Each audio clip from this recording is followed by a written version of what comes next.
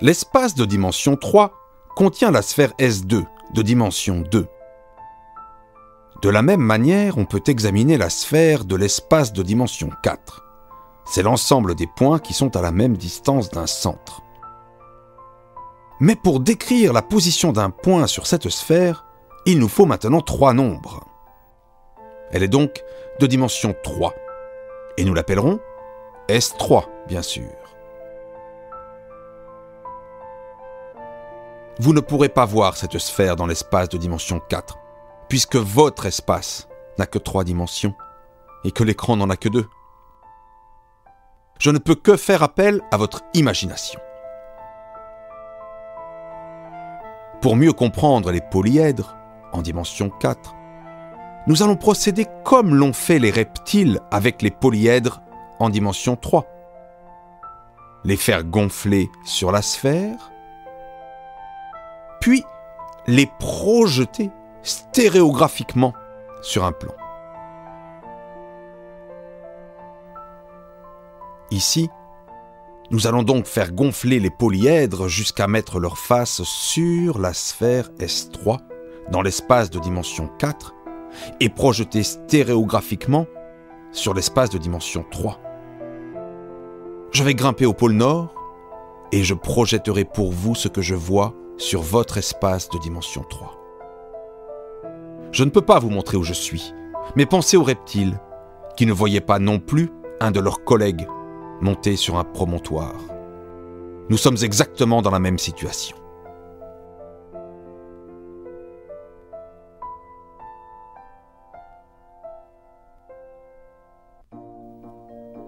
Voici le simplex. On voit bien ces 5 sommets et ces 10 arêtes. Bien sûr, dans cette vue, les arêtes sont des arcs de cercle. Là encore, la situation est tout à fait analogue au cas des polyèdres de dimension 3, projetés stéréographiquement sur un plan. Voici l'hypercube. On le reconnaît bien, avec ses 32 arêtes et ses 16 sommets. La compréhension est plus facile qu'avec la méthode de l'ombre ou celle des coupes par un espace de dimension 3. Voici le 24, avec ses 24 sommets, ses 96 arêtes.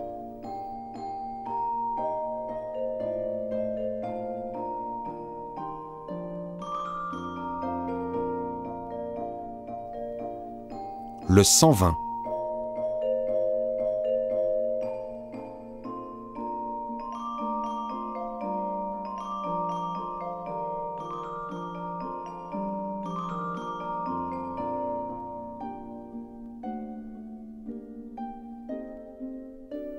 Et enfin, le 600.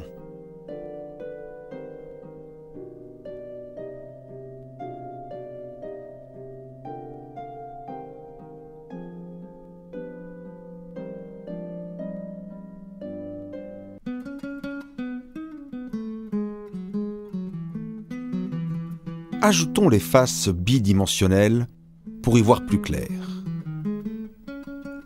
Le simplex, avec ses 10 faces triangulaires.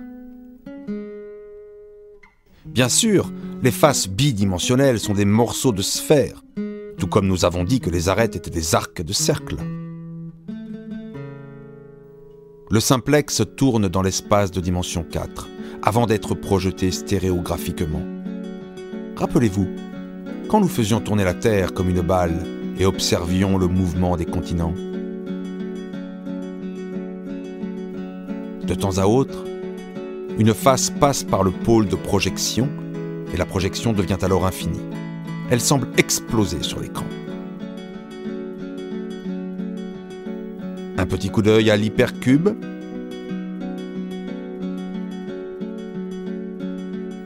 Vous voyez que l'espace est décomposé en 8 zones cubiques qui constituent les faces tridimensionnelles de l'hypercube. Quant aux faces bidimensionnelles, ce sont des carrés, plus ou moins bombés et tordus, Il y en a 24.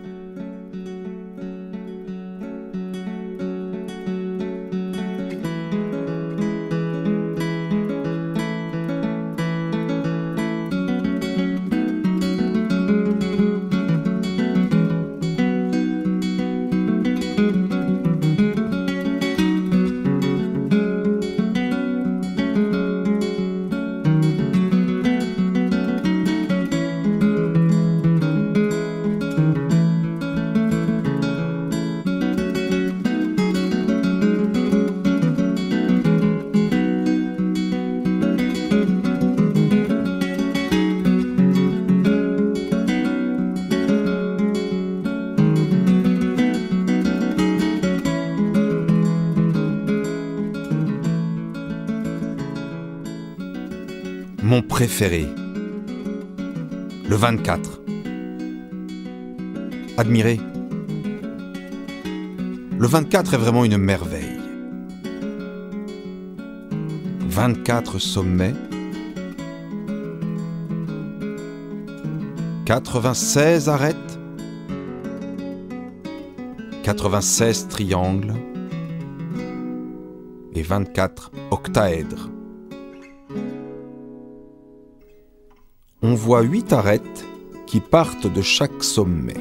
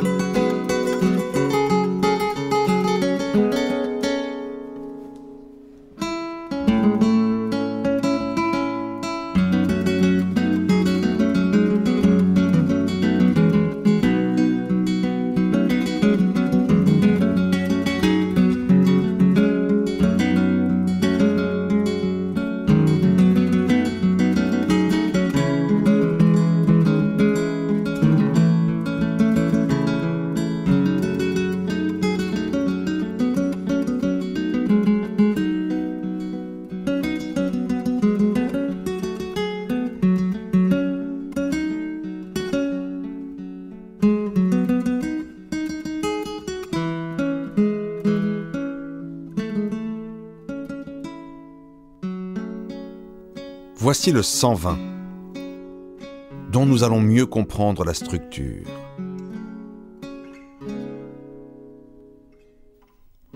De chaque sommet partent 4 arêtes.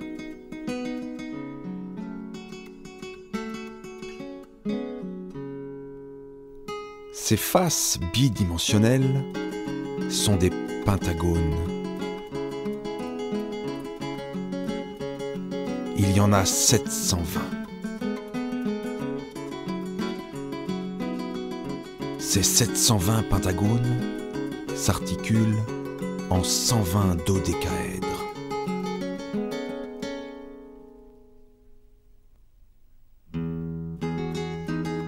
Admirez tous ces dodécaèdres qui s'agencent les uns avec les autres.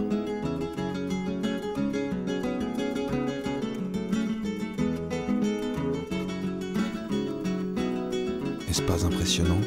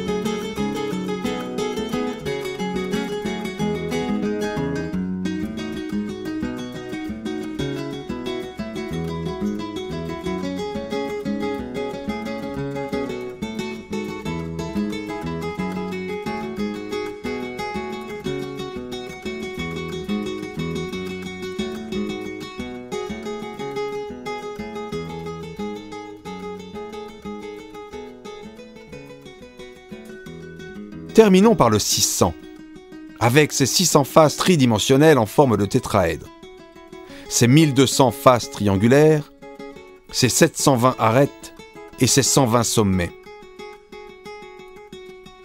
Croyez-moi, il y a 14 400 symétries de l'espace de dimension 4 qui préservent cet objet.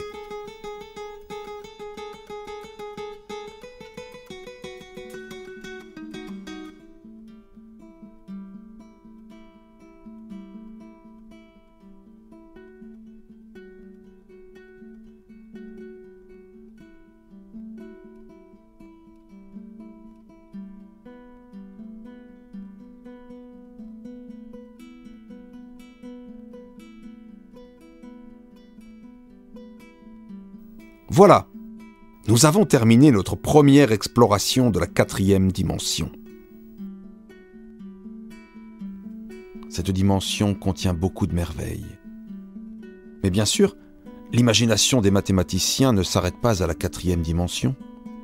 Il y a la 5e, la 6e, la 1e dimension, et même la dimension infinie. Chaque dimension a sa particularité. Mais il faut bien dire que la 4e est la plus belle. Pourquoi ? Peut-être parce que finalement, elle a une espèce de réalité physique. La théorie de la relativité d'Einstein, qui date du début du XXe siècle, postule que l'espace et le temps sont en quelque sorte mêlés dans un espace-temps de dimension 4. Un point de cet espace-temps est un événement caractérisé par sa position spatiale x, y, z et par l'instant t où il se produit. Faire de la physique relativiste nécessite alors de maîtriser la géométrie de dimension 4. Il est intéressant de remarquer que la découverte de cette géométrie de dimension 4 précède d'une 50aine d'années la découverte de la relativité. Encore un petit va-et-vient entre les mathématiques et la physique, dont l'histoire des sciences raffole.